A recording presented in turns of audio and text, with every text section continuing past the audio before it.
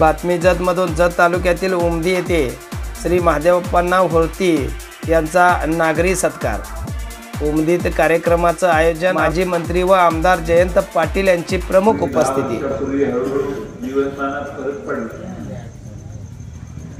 असा कोणी आहे का आपल्याकडं की ज्याची 10 लाखाची प्रॉपर्टी होती आणि 1000 कोटीची झाली? असा कोणी आहे का की मागच्या 10-15 वर्षात प्रचंड श्रीमंत झाला? या महाराष्ट्रामध्ये नवे भारतामध्ये फार कमी माणसं आहेत की ज्यांची मागच्या 10-15 वर्षात प्रगती फार झाली। पण या देशात 2 मोठ्या उद्योगपतींची प्रचंड प्रगती झाली। 2016 ते 2020 या काळामध्ये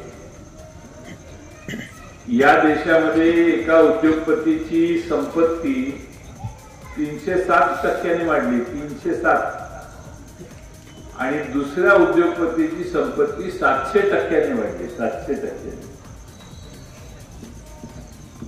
आणि ही संपत्ती या दोघांचीच वाढली। आज भारतामध्ये विषमतेचं प्रमाण एवढं मोठं आहे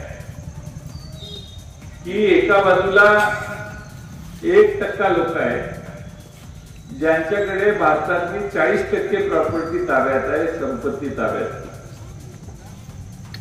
5% लोक आहेत त्याच्यानंतर की ज्यांच्यामध्ये उरलेले 60-65% प्रॉपर्टी ताब्यात आहे, आणि उरलेल्या जवळपास 94% लोकांची प्रॉपर्टी जी ताब्यात आहे त्याचं मूल्य 5-6% आहे। या देशामध्ये मोदी साहेबांचं सरकार आल्यावर एक माणूस जगामध्ये 600-700व्या नंबरवर होता श्रीमंतीत, तो जगामध्ये दुसऱ्या नंबरच्या श्रीमंतीला पोहोचला।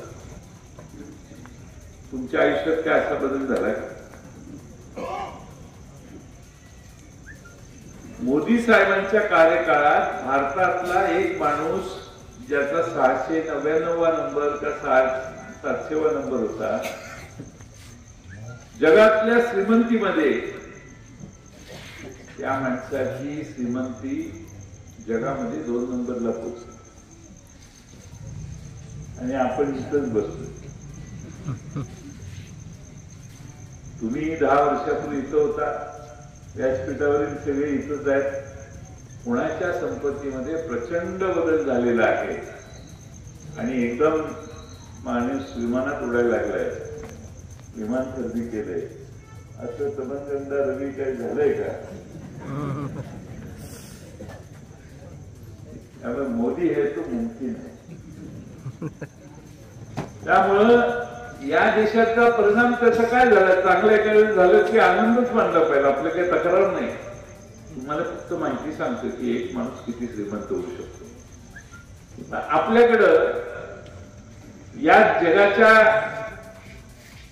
मध्ये भारतातली परिस्थिती काय आहे, जगातल्या वेगवेगळ्या देशांचा अभ्यास केला असं लक्षात आलं की मागच्या 10 वर्षामध्ये या देशामध्ये श्रीमंत आणि गरीब यांच्यातली दरी फार वाढलेली।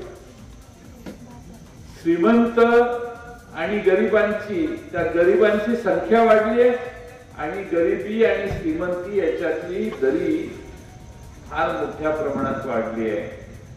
आणि भ्रष्टाचारात आमचा देश या जगामध्ये अजून रसातळाला गेलेला आहे। नंबर लागतात जगात, तसं आपलं पाठ खाली नंबर गेले।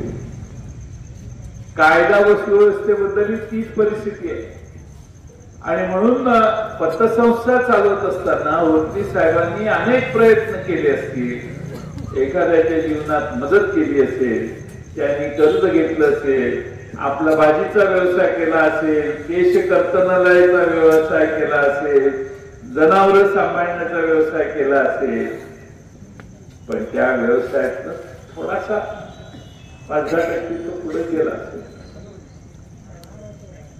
पण त्याला किमान पायावर उभा राहता यावं हा मदतीचा भाग होती सगळ्यांनी महाराष्ट्राच्या तक्रारी आहे.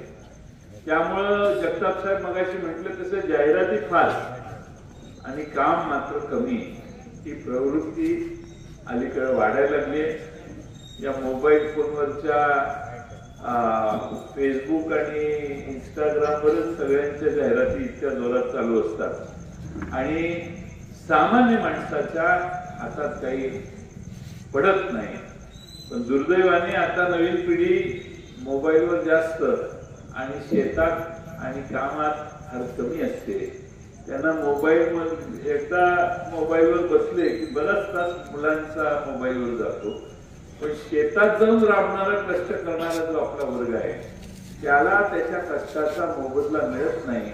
पण त्याचा आवाजही आता कमी कमी व्हायला लागलाय. याचं प्रमुख कारण असं की कोणताही मोर्चा तुम्ही काढला, कोणताही संघर्षाचा पवित्रा घेतला तर पूर्वी सगळ्या वर्तमानपत्रात त्याला प्रमुख पहिल्या पानावर प्रसिद्धी मिळाली.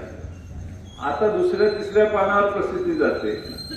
पण मोबाईलवर मात्र दुसरंच काही येत.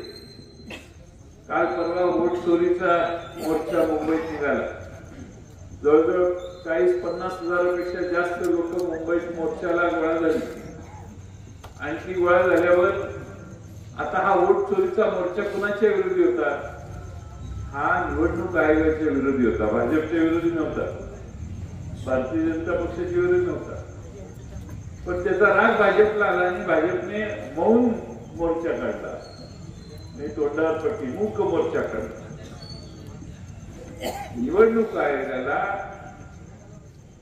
निवडणुका घेताना पारदर्शीपणाने त्यांनी घ्याव्यात एवढी साधी मागणी, त्याला तुम्ही घाबरायचं काय कारण? निवडणूक आयोग बघेल आणि मोर्चा काढणारे बघतील. विकास आपल्यालाच करायचा आहे. कुणी येतं घोषणा करतं, पण सगळ्यात मोठा विकास तुमचा म्हैसाळची जी उरलेली योजना चालू होईल, विस्तारित योजना 1-2 वर्षात चालू व्हायला पाहिजे.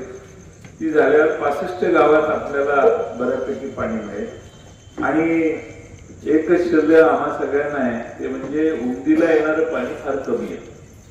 उमदीला आलेल्या पाण्याला एवढा शेवटचं एंड त्या योजनेचा उमदीला मिळतो. मी इरिगेशन मंत्री झाल्यावर माझ्या हे लक्षात आल्यावर मी काही सुधारणा करता येतात का बघायचा प्रयत्न केला. हळूहळू सगळ्या तालुक्यात आता एकदा पाणी आलं की मग जे भाग पाण्याखाली आलेले नाही किंवा कमी पाणी मिळतं त्या भागांना न्याय देण्याचं काम देखील आपल्याला भविष्य काळात करावं लागेल. आज तुम्ही सगळे या ठिकाणी महादेवांना कोर्ती यांचा सन्मान करण्यासाठी आला.